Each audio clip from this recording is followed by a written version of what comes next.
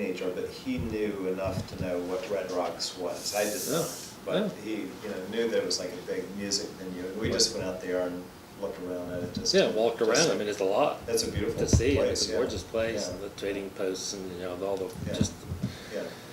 just the just the geography, and you can see the ridge of the jutting like rocks coming up out of the ground. It's really pretty.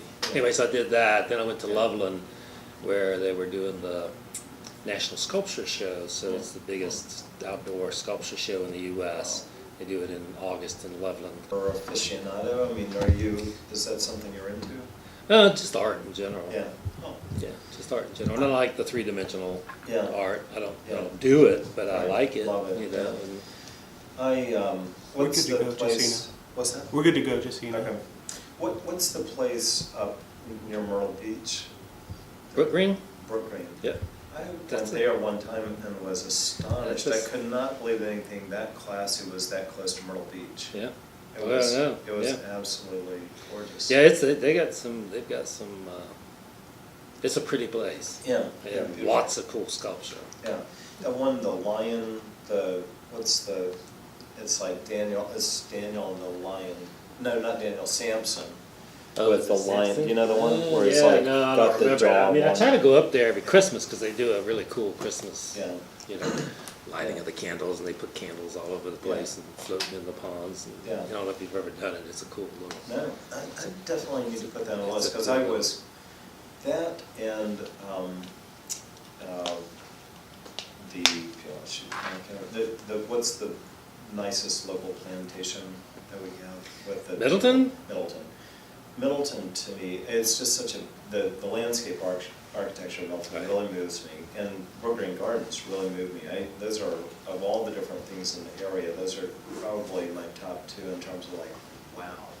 Yeah. And Middleton is very convenient for us. We'll go there quite often for dinner, and then because I live in Somerville, so it's actually very close by, and we'll get there a little bit early, and then you can just kind of walk around the back of the property and get into all the gardens without actually getting so, anyway, that's kind of a standard day for us. I said I've never had dinner there. I've thought about it. So it's good. It's fine. It's it's a cool little solid, but place. The ambience is really nice, and especially if you go on one of those lovely October days, and you get in a little walk out in the gardens, and you come back and you have dinner. It's a really, really nice. It's a nice date. Yeah. So. Cool. All I'm always on the lookout for nice dates. So any other tips like that? Yeah. Well, good stuff. So, so you're all set for recording, and can just kind of go when we're ready. All right, Bill. We're probably already starting to get loosened up. But I just want to say before we get into this that,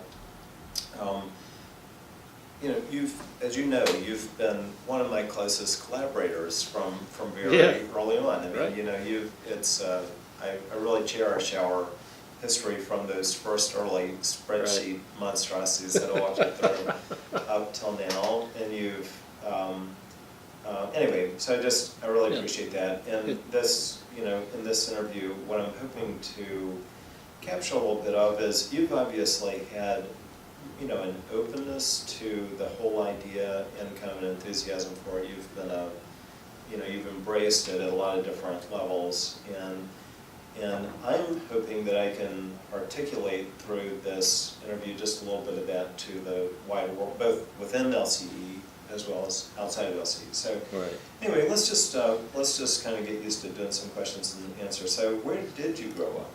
Where did I grow up? Yeah. I was born in Atlanta, grew up in Central America.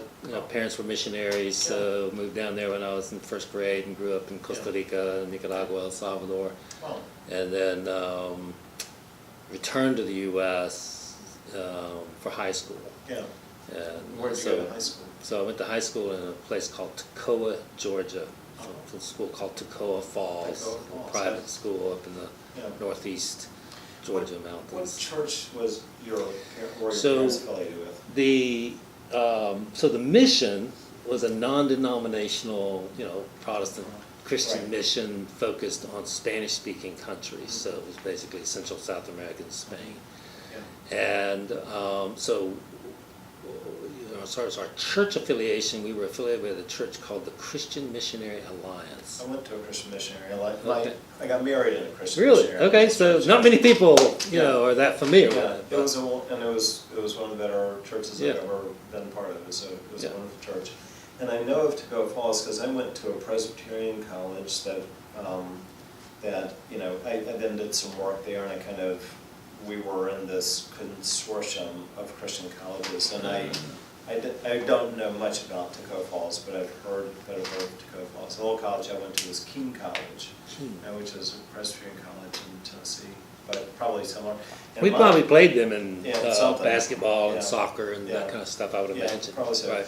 And my parents were kind of missionaries. They were they were domestic rather than international, but Mhm. I don't know if you've ever heard any of my stories about growing up in West Virginia. My dad was kind of a missionary to hillbillies. I mean, Oh, wow. truly. Yeah. Really, truly. And I come from a whole, like my uncle was one of the early Presbyterian missionaries in Korea, and he and my aunt were there for all those years. My oldest brother was a missionary. He's recently retired, but in Mexico. So anyway, I totally know your world.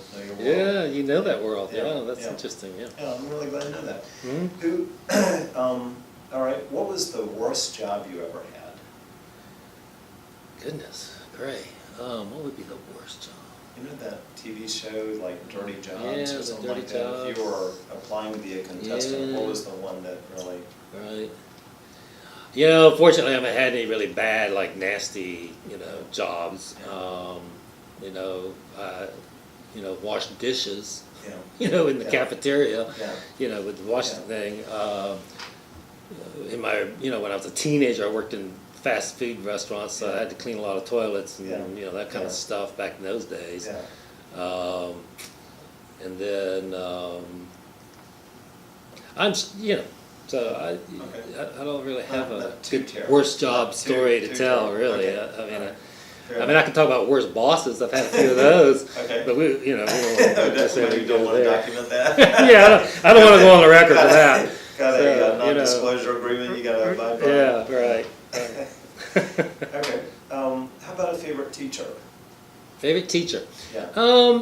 So there were two really. So I guess that means I don't know. They're That's both fine. favorites, right? Okay. So one was in high school. It was just a guy that took an interest in me, right? So here I was. I'd been flown. All my family is still in Central America, Right. so I'd been flown to the U.S. to Right. go to this high school, Right. and this guy took an interest in me, and the subject area was one I excelled in, so there was a good camaraderie there in Right. terms of he liked the fact that I was good at it, and I Right. liked the fact that it was that topic, Right. history and drama, and Right. and all that Right. kind of stuff. Right. And he was also the soccer coach, and I was pretty good at soccer since I'd grown up down there. So relative to my Right. peers, even though we were a smaller school, I was nobody great, but Right. compared to the rest of those guys out there, I was pretty good. So he was You glad know to see me dynamic show thing up, was, right? Yeah. Right. So that's in my academic, and then in my professional career, my first boss when I got into sales, we had that enviable, or maybe it's not enviable, depends on how the person is, situation where I was his only direct report, and it was kind of like sales support for Yeah. him. Right. And so he really took an interest and was very proactive about coaching me. And I mean, we used to do things where he would do these little tests, and we would do these role plays, and just a lot of different things where he took a personal interest in helping me be successful. Yeah. And it made a huge difference. Yeah. I mean, it really, really launched me. Yeah. As far as, Right. I mean, to this day, I do things That you learned with from my him. team that Yeah. he did with me. That's very cool. Okay. So. We're about to get into the real part. If you want to get a drink of water or anything Okay. before we get going, and I'm just going to close that. All right. Cool. So, All that out of the way. yeah. So, now, if you could just kind of give us a staging shot with, tell me your name, your title, the company you work for, and just a little bit about what you do. Okay. Go ahead. Okay. And talk to me. Talk to you? Look yeah, at you? Yeah, Okay. always look at me. We've kind of got it set up so that cameras are good if you're Right. talking to me. Okay.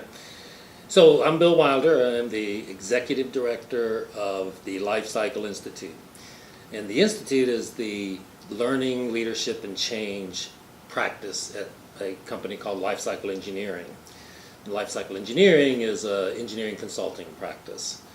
And I've been in business 4 decades, and basically what I do is help the organization take our knowledge and experience and benchmarking data and turn it into effective learning interventions, whether it be live instructor classes, e-learning, coaching, those kinds of things. So we help organizations. So maybe a way to think about it is we're mostly engineers working with companies and Department of Defense on making their physical assets more reliable, cheaper to run, so forth. But of course, as we know, all those assets are dependent on people. And my job is to deal with that part. So I've focused on the people assets, making them more reliable, dependable, cheaper, productive, etc. So while we have engineers that are figuring out the right work processes and how to make this widget better, faster, cheaper, safer, I'm working on how to help the people be better, faster, safer, cheaper. Excellent. Give me that one more time, but this time just the, hi, I'm Bill Wilder. Okay. I'm this with Life Cycle Engineering. Just give me that part. Okay. Okay. So I'm Bill Wilder. I'm the executive director of the Life Cycle Institute. The Life Cycle Institute is the learning, leadership, and change practice at Life Cycle Engineering. Perfect. Okay. All right. Tell me your career story, Bill. How did you get your start in business? And what were kind of some of the major milestones or movements through your journey from where you started to here? Okay.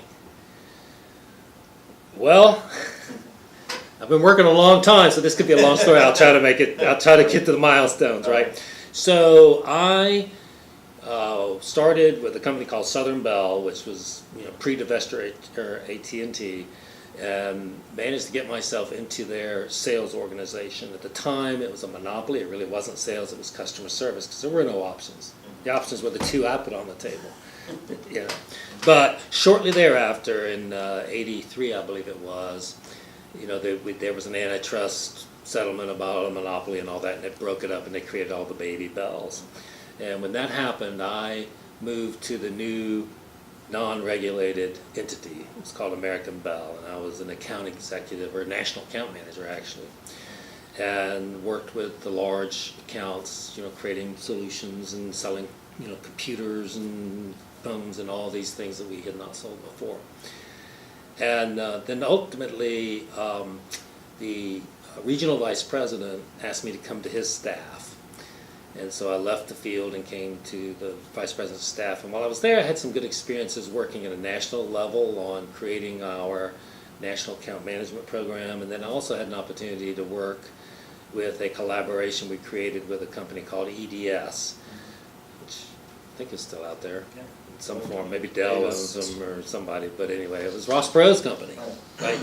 So even met Ross Perot, even have a signed copy of his book, right? So I was the liaison for the southeastern region to the team from EDS that was teamed up with us to create system solutions for clients. So we would go in and create point of sale systems from A to Z. That led to a district sales manager job in South Carolina, and in that role I did a lot of different products, and then ultimately headquarters and product management. So the end of my career at AT&T, the last 5 years was in creating new solutions for clients based on the evolving technologies, and it was all around call centers. And there were a lot of other things in between there. When I left AT&T, took an early retirement, went back to graduate school, got my master's in education, went on the storytelling circuit for a while, worked with the Department of Education, Library of Congress, doing oral histories and integrating the arts into the schools, particularly troubled schools.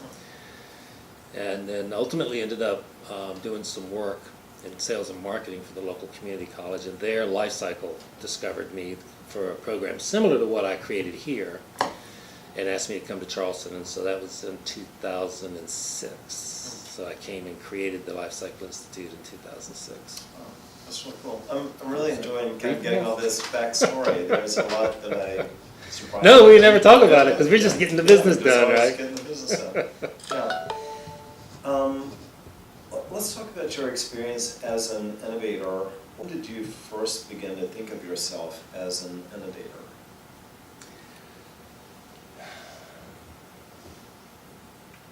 I think that would probably be when I was in sales management, the district sales manager. I'm going to get you, sorry to interrupt, Okay. but if you can say, I first began to think of myself as an innovator, Oh, got it. and then pick up from there. Right. Yeah, Right. and feel free to get a drink.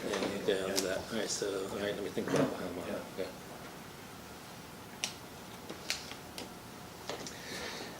okay. Okay, so I first began to think of myself as an innovator when I was a sales manager, and it was because we had this constant, I guess, innovation going on in terms of the products we were offering and the companies and the processes and all that. So we began to do some things within my district that, so for example, when video conferencing came out, we were one of the early adopters. We brought them in, we did demos, we did a lot of things like that. We did a lot of creative sales campaigns. And so while that wasn't a product necessarily, we were innovating in the way we were motivating our sales team, the way we were, motivating our clients and so forth. And then, I guess ultimately, when I went into the work that I was doing with the Department of Education and the Library of Congress on the oral histories and some of that, and then ultimately AT&T and their product management. So actually I went back and forth there, but probably started when I was in district sales manager, and then when I got into the product management area, that's what I was doing. I was basically creating products. I was basically teaming up different departments within AT&T, from the labs to the marketing to the accounting people to the sales team, and trying to roll new products out. So it probably started there. And then here, because of the nature of the business and the training company that I run, it's constant. I mean, it's constant. We try to introduce 3 or 4 new products every year, and we know if a quarter of those are successful, that's good. But it's going to be higher now because we have a more refined and better process for. That's good.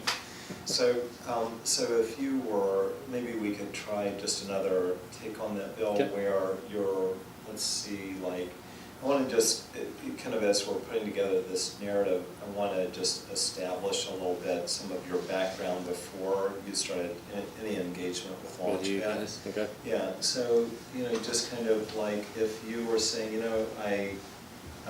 like if you were to kind of condense that into something like, first of all, I started thinking of myself as an innovator when I was a sales, whatever it was at AT&T, where we were doing a number of things, but when I came to life cycle engineering, that got accelerated because it was in this thing where I was creating a whole new division of the company, and Sure. we had a need to create multiple new offerings every year or something like that. Okay. So let's just try another take on that, beginning with, I first started thinking about myself as an innovator, and then kind of just Okay. do another take on that. Okay. Yeah. So I first started thinking of myself as an innovator, and I don't even know if I was using that term at the time, when I was a sales manager at AT&T.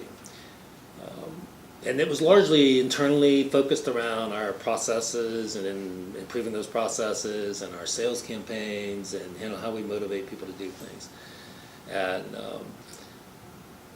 but that led to eventually being here at Lifecycle, where it's a constant innovation environment. I mean, that's what we do. I mean, we're not a commodity business. We're in a fast-changing business, and I run a training company, which means I'm selling classes to people, and it has to be based on whatever their need is at the time, and has to reflect the evolving technologies and learnings about best practices in terms of process. And so, I found myself in an environment where we were having to be successful and grow the business. We had to create more new, relevant products that people wanted to pay for. Excellent. Talk about, so if you could kind of complete this sentence, if you said, as an innovator, here are some of the key challenges I've observed, and just kind of take it from there. As an innovator, here are some of the key problems I've encountered, some of the key challenges I've observed. Okay. So as an innovator, there's some of the problems or issues that I've run into over the years include, well, things like, do we really understand what the problem is? Organizations, ourselves included, tend to be focused internally, and we look at what we have and we think about it in terms of how important we think it is and how valuable we think it is and how cool we think it is, and then we spend tens or hundreds of thousands of dollars building something that we think, because we think it's cool, everybody else is going to want to buy, and then we go out only to discover that nobody else has got the same passion we do for this topic, right? They have 6 other things on their list that really are a higher priority to them, and while what we've got is cool, it's not a top priority to them because they're not in my business and they're in the business of doing what they do. So that's one of them, and then the second is that it is challenging to, unless you're in a position where you have that authority to get to the resources you need in order to really vet an idea, it's challenging to get it done, right? So how many times do you hear people say, I thought about that, I said something about that 2 years ago. Well, why didn't you do something about it? Well, I didn't have money, I didn't have the time, I didn't have the authority, I didn't know how to do it. I just thought it was a good idea, and sure enough, there's Uber out there making billions of dollars doing it now, right? And then the third one that I've seen happen here is where you have a very influential, creative person who can exert a lot of influence and is very compelling to people around them, who convince the organization to go down this path and has nothing to do with the market. So here we stand, $200,000 later and 2 years later, and it's not really anything anybody wants. It was just this person's vision. So those are some of the challenges have been the challenge of the organization to be able to assess what kind of innovations are really consistent with where the business is trying to go and really would leverage what we have, and then what is a process for really vetting those and quickly qualifying them instead of spending 2 years and $200,000 to find out it wasn't going to work. Why didn't we spend 2 months and $2,000 and find out this wasn't going to work and go to the next one on the list, right? So those are some of the challenges I've witnessed. Those are really good. That's really good stories, Bill. I appreciate that. So talk a little bit now about and talk about. First of all, I don't want to presume, but to the degree that this has been your experience, talk about how Launchpath has helped address those problems just from your personal experience. And if you could just kind of begin this by saying the way that Launchpath has kind of helped me deal with some of those, innovation challenges is, and kind of take it from there. Okay. Yeah. All right. Now, if I can just remember what the challenges were that I said, that would help. So the challenges that you said were, in a way it was, you gave 3 points, but in a way it was 2 things. Just the first one is that we're basically solving problems that don't exist. We're, we're getting caught up in our own story and spending a lot of time, a lot of money on something that once we take it to market, we find out there is no market for it. Right. And then the other is just the resources and time and kind of failure to execute on the idea. Right. Yeah. Okay. So if you could say, here's so Launchpath. When I started using Launchpath, here's kind of some of how it helped me address those challenges, or here's how Launchpath has kind of up my game as an innovator or something like that. Right. So Launchpath has really, I guess, transformed or really helped us deal with some of those issues.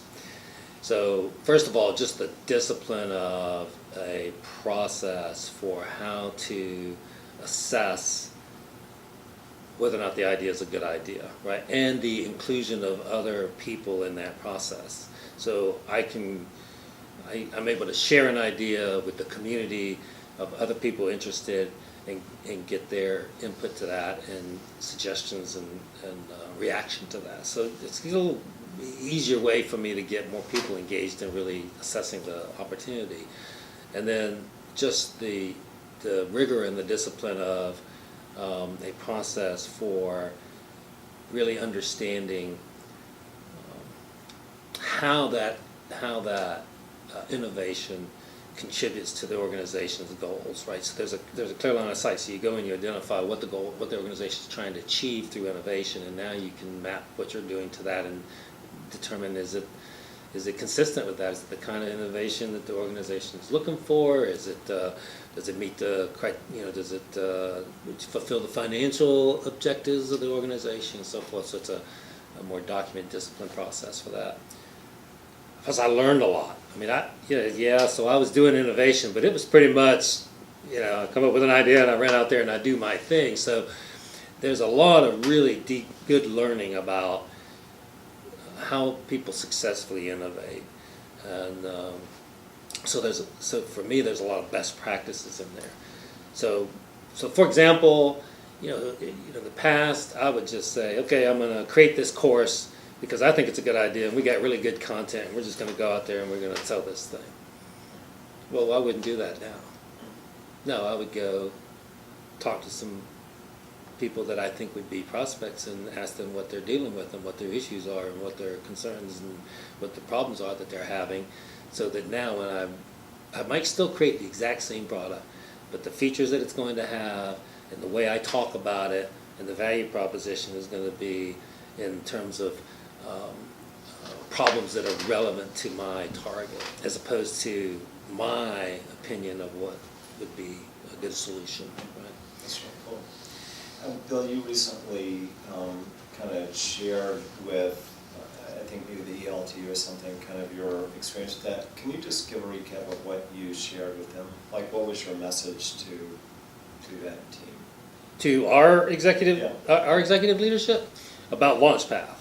So, so what I tell the leadership of Lifecycle about Launchpath is that I believe that it is a valuable competency building to help sustain this organization for the long haul.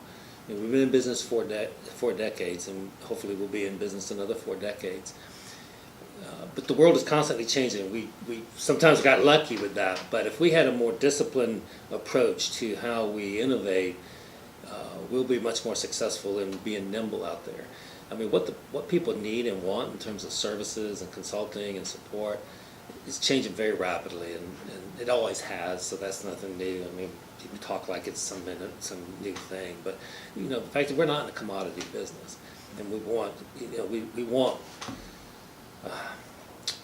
do more, than what do they call them, idea box or whatever, the suggestion box, right? We want it to be more than the suggestion box. Suggestion box, we want people to actually develop competency in really assessing and understanding what makes a good innovation.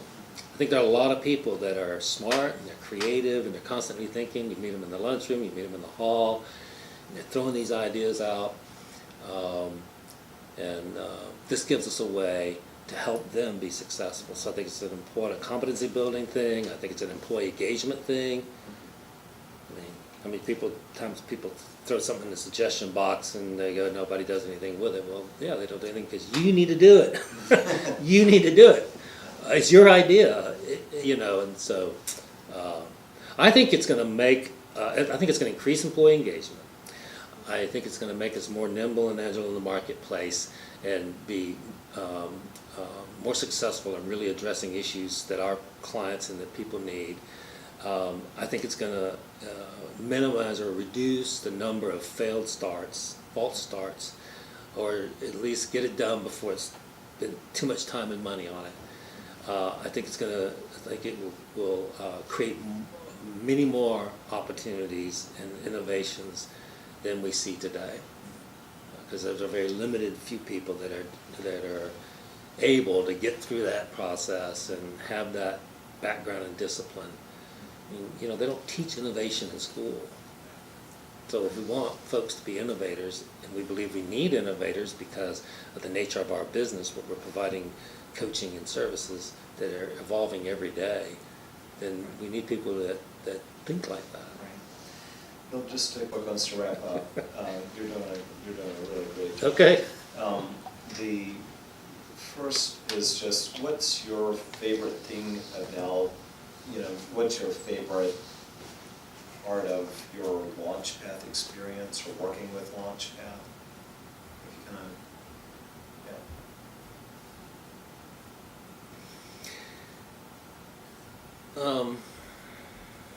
My favorite part.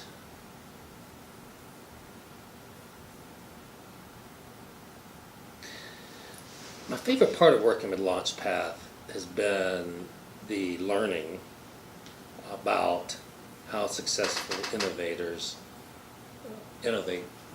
What is that process that they go through? And a deeper understanding of how important it is to really understand early on, even if it's just your own best guess, the financials in the market, and that discipline to think like that, which is really hard, and it's still hard, and it's even hard with Launchpad. It's hard to just, pick it out of your head, what's gonna.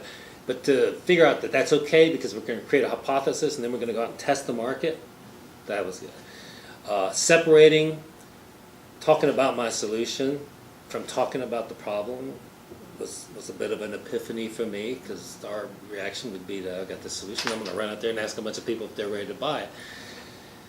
But I haven't really talked about what their challenges are and what they're doing, right? So I may be way over here and they're over here. So that discipline there. The resources, the layout, that's awesome. The training that's in there, excellent. The tracking and the ability to manage, and the ability to go in and provide input to all the innovations in there, I think has been very valuable as well. So that's more than one thing. But well, that's great. Let's close with just, I want you to think about, if you could broadcast your message to all the people within LCE that you would like them to get it, or people outside of LCE, what's kind of your message to your colleagues, your boss, your employees, your peers, that would be kind of like, here's what you need to understand about Launchpad?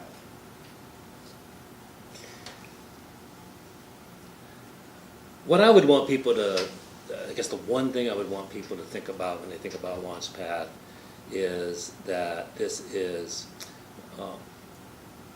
professional competency development. Your ability to take an idea and turn it into something real is a very valuable capability.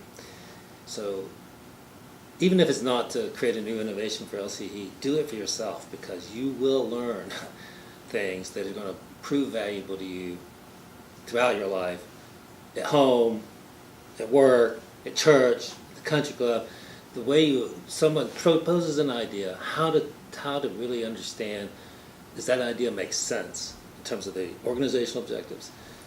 You will learn things that will be valuable to you in all those arenas of life. And if nothing else, do it for yourself. Do it for yourself. That's a really strong close right there. I think we're good, Yep, unless good. there's anything that we didn't. No, that's cover cool. that we talked about. That's good. That's Okay. a really, really strong ending too, Bill. Okay. That's awesome.